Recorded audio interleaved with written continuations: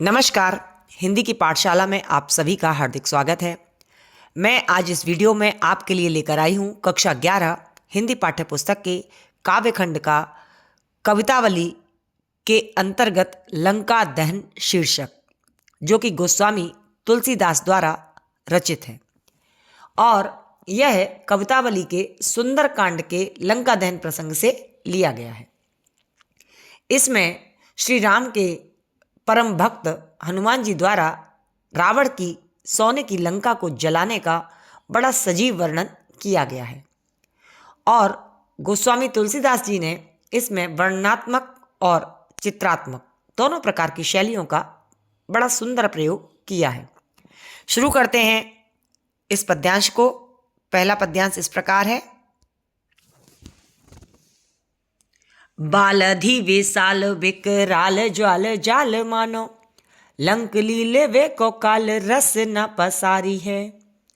केंधो व्योम बीथिका भरे हैं भूरे धूम केतु, वीर रस वीर तरवार सी उघारी है। तुलसी सुरेश चाप केंधो दामुनी कलाप, केंधो चली मेरु ते क्रसानु सर भारी है। देखे जातु धानी अकुलानी कहे, कानन उजार्यो अब नगर प्रजारी है। कानन उजार्यो अब नगर प्रजारी है। इन पंक्तियों में लंका दहन का बड़ा सुंदर वर्णन किया गया है। देखते हैं कि शब्दों के अर्थ क्या हैं और किस प्रकार से हम इसकी व्याख्या को समझ सकते हैं।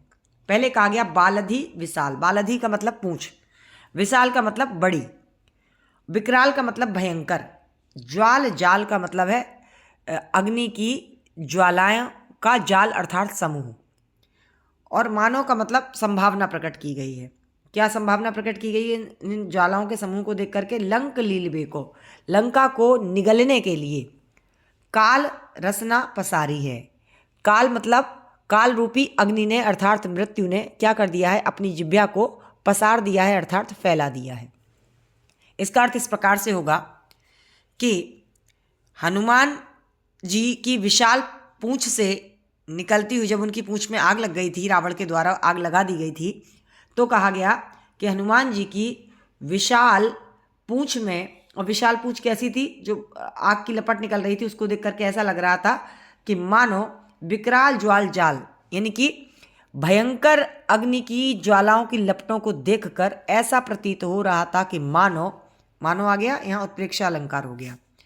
मानो क्या हुआ कि लंक लीलवे को काल रसना पसारी है।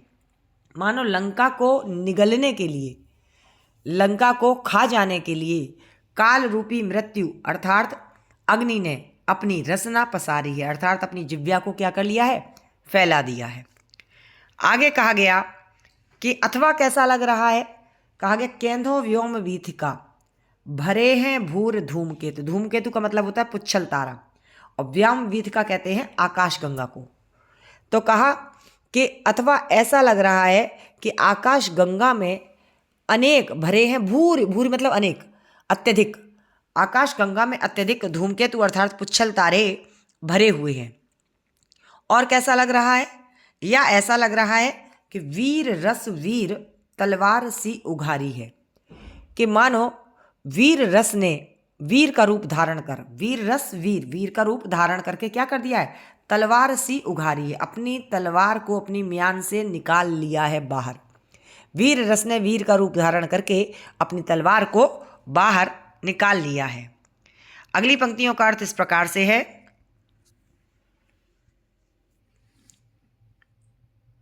कहा गया तुलसी सुरेश चाप, यानी कि और इसके अलावा हनुमान जी की जलती हुई पूंछ को देख करके ऐसा लग रहा है कि तुलसीदास जी कहते हैं कि आकाश गंगा में स्थित इंद्र का धनुष है। सुरेश कहते हैं इंद्र को, और उसका चाप मतलब धनुष। अथवा ऐसा लग रहा है कि आकाश में इंद्र का धनुष है। या क्या है? केंधो दामनी कलाप। केंधो माने अथवा ऐसा लग रहा है कि दामनी कहते हैं बिजलियों को, और कलाप माने समूह, अथवा ये बिजलियों का समूह है। या कैसा लग रहा है? आगे कहा केंधो चली मेरु ते क्रसानु सर भारी है। क्रसानु माने आग और सर माने नदी, आग की नदी। कहा अथवा ऐसा लग रहा है कि सुमेरु पर्वत से अग्नि की कोई भयंकर नदी जो है वो प्रवाहित हो रही हो, भारी मतलब बह रही हो। आगे कहा कि देखे जातुधान, जातुधान माने राक्षस होता है, और जातुधानी माने राक्षसनी। अकुलानी का मतलब होता है व्याकुल होकर के, कहे का मतलब कहने लगी। कानन का मतलब अशोक वाटिका, अर्थात हमारा जो वन वाटिका थी उसको, अशोक वाटिका को उजारे माने उजाड़ दिया था। अब माने अब नगर प्रजारी है, अब यह नगर को उजाड़ रहा है अर्थात जला रहा है। अब इसका अर्थ इस प्रकार से होगा कि अथवा ऐसा लग रहा था कि केंधो दामनी कलाप, केंधो चली मेरु तक रसानुसर भारी है। अथवा हनुमान जी की पूंछ में लगी हुई आग को देख करके ऐसा लग रहा था या तो आकाश में स्थित इंद्र का धनुष है, या बिजलियों का समूह है, या सुमेरु पर्वत से अग्नि की कोई भयंकर नदी जो है वो प्रवाहित हो रही हो, बह रही हो। हनुमान जी के उस विशाल विकराल रूप को देखकर, है ना, देखे मतलब उस विशाल रूप को देख करके जातुधान और जातुधानी अर्थात राक्षस और राक्षसनियाँ अकुलानी कहें मतलब व्याकुल होकर के कहने लगी। क्या कहने लगी कि कानन उजारे। पहले तो इस वानर ने अशोक वाटिका को उजाड़ा था, और अब ये क्या कर रहा है, अब नगर प्रजारी है, अब ये लंका नगरी को उजाड़ रहा है अर्थात जला रहा है। अब जो है वो भगवान ही हमारी रक्षा कर सकते हैं ऐसी स्थिति में।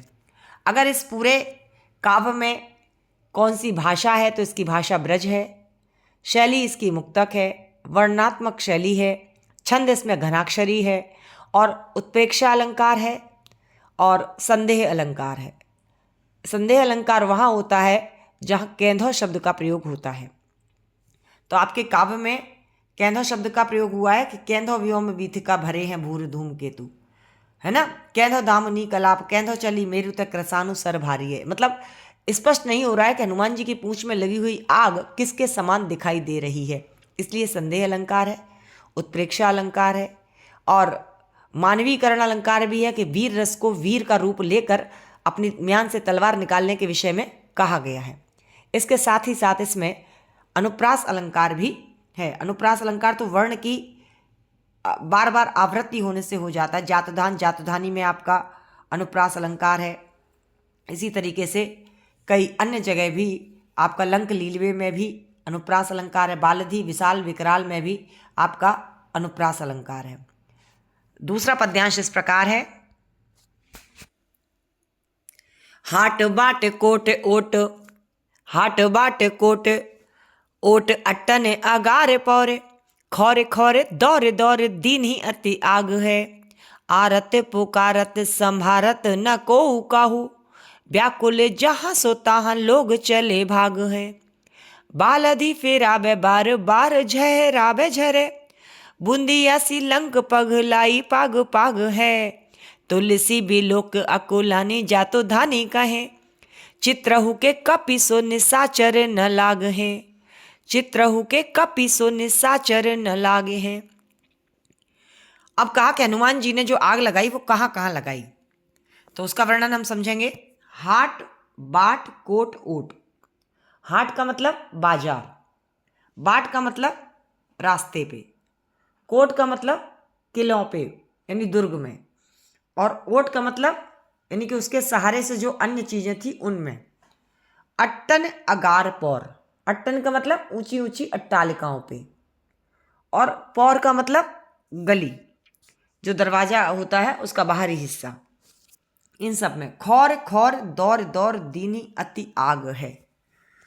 आगे कहा कि इन्होंने खौर खौर मतलब गली गली में दौड़ दौड़ कर, दीनी अति आग है, बहुत अधिक आग हनुमान जी ने अपनी पूंछ से लगा दी। किस किस जगह लगा दी? बाजार में लगा दी, रास्तों में लगा दी, दुर्ग में लगा दी, अट्टालिकाओं पे लगा दी, घरों में लगा दी, महलों में लगा दी, और ये काम उन्होंने गली गली में दौड़ दौड़ कर आग लगाने का कार्य किया। किसने? हनुमान जी ने। और आरत पुकारत, आरत का मतलब होता है कि दुखी, दुखी होकर के जो वहाँ के राक्षस और राक्षसनियाँ हैं वो एक दूसरे को पुकारते हैं, बुलाते हैं, लेकिन होता क्या? संहारत न कोऊ काऊ, कोई भी किसी को संभाल नहीं रहा है, सभी व्याकुल हैं, परेशान हैं, लेकिन किसी की मदद करने को कोई तैयार नहीं है। व्याकुल जहाँ सो तहाँ लोग चले भाग हैं, और जहाँ तहाँ जिसको जो समय मिल रहा है, जो जगह मिल रही है, वहाँ पर भाग करके लोग अपने प्राणों की रक्षा करने के लिए व्याकुल हो रहे हैं और भाग रहे हैं। कोई किसी की मदद करने को आगे नहीं आ रहा है। आगे कहा गया बालादी फिरावे, वह अपनी पूंछ को फिराते हैं मतलब घुमाते हैं, और बार बार झहरावे झरे, और बार बार उसको झाड़ते हैं, और जितनी ही बार वो उसको झाड़ते हैं उतनी ही बार उससे आग की बूंदें निकलती हैं, अर्थात आग की लपटें चिंगारियां निकलती हैं। तो कहा बूंदिया सी लंक पगलाई पाग पाग है। हनुमान जी की पूंछ से गिरने वाली आग के छोटी छोटी जो बूंदें हैं उनको देख करके ऐसा लग रहा है कि बूंदी के समान जो लंका है वो पिघल गई है और धीरे धीरे धीरे धीरे नीचे गिर रही है, पिघल करके नीचे उसकी एक एक बूंद गिर रही है। तुलसी विलोक अकुलानी जातुधानी कहें। तुलसीदास जी कहते हैं ये सारी दशा को देखकर कि हर जगह आग ही आग लगी हुई है, तो जो जातुधानी है अर्थात जो राक्षसनियाँ हैं वो कहती हैं कि चित्रहु के कपिसो निशाचर न लागे हैं। ऐसी ही अगर स्थिति रही तो जो राक्षस हैं वो कभी भूल से भी चित्र पे, कपि माने बानर के और निशाचर माने राक्षस, यानी कि भूल से भी जो राक्षस हैं वो क्या करेंगे, वो बंदरों से दुश्मनी नहीं लेंगे, क्योंकि एक बंदर से दुश्मनी ली थी जिसने संपूर्ण लंका को जला दिया, एक भी कोना एक भी हिस्सा नहीं छोड़ा। अगर बात करूं इसमें भी भाषा ब्रज ही है, छंद घनाक्षरी है और अनुप्रास अलंकार है, और बूंदिया सी लंक यानी कि बूंदी के समान लंका नगरी का पिघल के गिर जाना, यहाँ उपमा अलंकार है। पाग पाग शब्द में, खौर खौर में और दौर दौर में पुनरुक्ति प्रकाश अलंकार है। अगला पद्यांश देखते हैं क्या है उसमें। लपट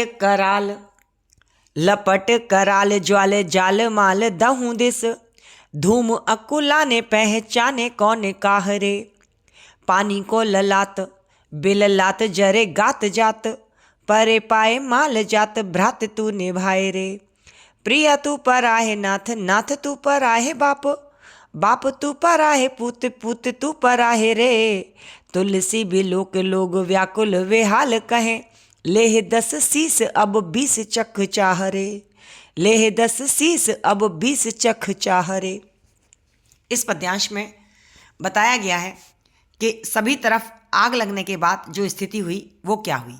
कहा लपट कराल, कराल माने भयंकर, भयंकर ज्वाल जाल माल यानी ज्वालाओं के समूह की माला सी बन गई और विकराल भयंकर लपटें कहाँ कहाँ फैल गई। दहूं दिस, दहूं को मतलब 10 और दिशी माने दिशाओं में, 10 दिशाओं में, पूरब पश्चिम उत्तर दक्षिण आकाश पाताल ईशान वायव्य नैऋत्य जो भी दिशाएं थी उन सभी दिशाओं में क्या हुआ, आग की लपटें भयंकर फैल गई। और जब आग ही आग सब जगह लग जाती है तो धुआं भी होता है। तो कहा धूम अकुलाने, सभी लोग धुएं से व्याकुल होने लगे और सभी के चेहरे पर कालिमा लग गई, धुएं के कारण कालापन आ गया। तो पहचाने कौन काहरे, कोई भी किसी को पहचानने को तैयार नहीं था, सभी के चेहरे एकदम काले काले हो गए थे और किसी का भी चेहरा पहचान में नहीं आ रहा था। और जब आग लग जाती है तो लोग पानी के लिए बड़े व्याकुल होते हैं। तो कहा पानी को ललात यानी पानी के लिए लालायत रहते हैं, पानी की कामना कर रहे हैं कि कहीं से पानी मिल जाए, और बिललात बहुत व्याकुल होकर के चिल्ला रहे हैं, और जरे गात जात, गात माने शरीर जो है उनके वो जरे जात जल जाते हैं, यानी कि लगातार आग ही आग लगी हुई है। तो हर जगह जब आग होगी तो उस आग से में रहने वाले मनुष्य भी जलेंगे। आगे कहा परे पाए माल जात, एक दूसरे के पैरों पर, पायमाल मतलब पैरों पर, परे मतलब पड़ जाते हैं, गिर जाते हैं। और क्या कहते हैं, भ्रात संबोधनवाची चिन्ह आ गया, भ्रात तू निभाए रे, हे भैया तू मुझे बचा ले, क्यों मैं जला जाता हूँ, मुझे कहीं से पानी ला के दे दे तो थोड़े शरीर को ठंडक मिले, तो तू मुझे बचा ले।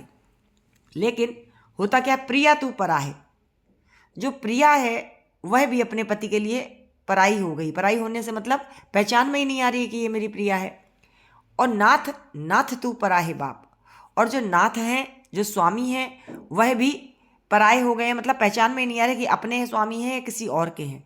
और नाथ तू परा है बाप, यानी जो पिता हैं वह भी पराये लग रहे हैं, अपने नहीं लग रहे हैं। सब एक दूसरे से बात तो करते हैं कि मुझे बचा लो, मुझे देख लो, मुझे संभाल लो, लेकिन पहचान में ना आने के कारण कोई किसी की मदद करने को तैयार नहीं है।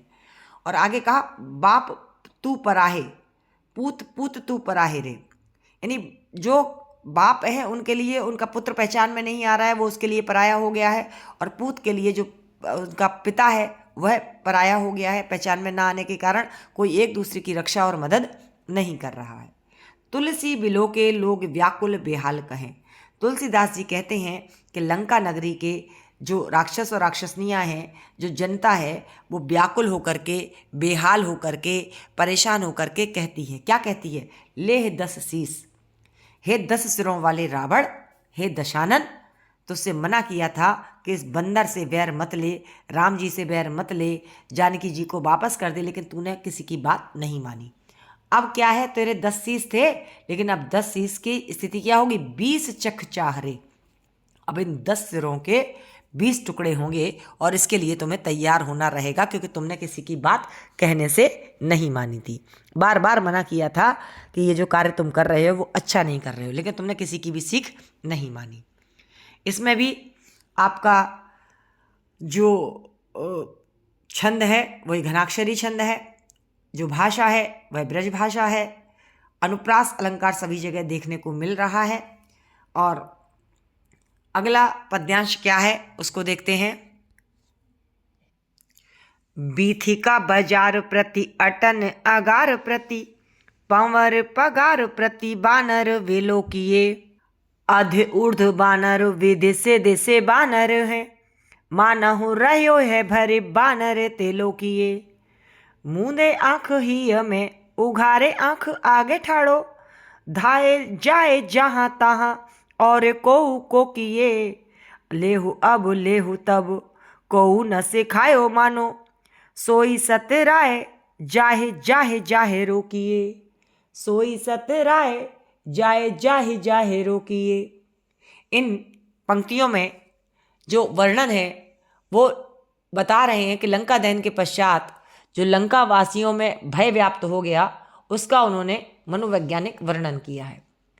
किस प्रकार से जब हम दुखी होते हैं, परेशान होते हैं, हर जगह हमें परेशानी और विपत्ति ही दिखाई देती है, इसी के विषय में तुलसीदास जी बता रहे हैं। कह रहे हैं कि जो लंकावासी हैं उनको वीथिका, वीथिका का मतलब नगर की गलियों में, बाजार प्रति और बाजारों में, अटानी मतलब अटारियों पर, अगार प्रति, अगार मतलब घरों में, घरों के प्रति, पंवर पगार प्रति, पंवरी का मतलब पौरी में, और पगार, पगार का मतलब दीवारों पर, पौरी में और दीवारों पर। आगे कहा प्रति वानर विलोकिए। प्रति वानर विलोकियों का मतलब क्या है कि हर जगह उनको जिसी ओर वो देख रहे थे, प्रति माने की ओर, जिसकी ओर देख रहे थे उस ओर उन्हें बंदर ही बंदर दिखाई दे रहे थे। विलोकीय मतलब दिखाई दे रहे थे, यानी लंकावासियों को नगर की गलियों में, बाजारों में, अट्टारियों में, घरों में, दरवाजों में, दीवारों में, जहाँ जहाँ वो देख रहे थे वहाँ वहाँ उन्हें केवल और केवल एक ही चीज़ का दर्शन हो रहा था और वो था बंदर का। आगे कहा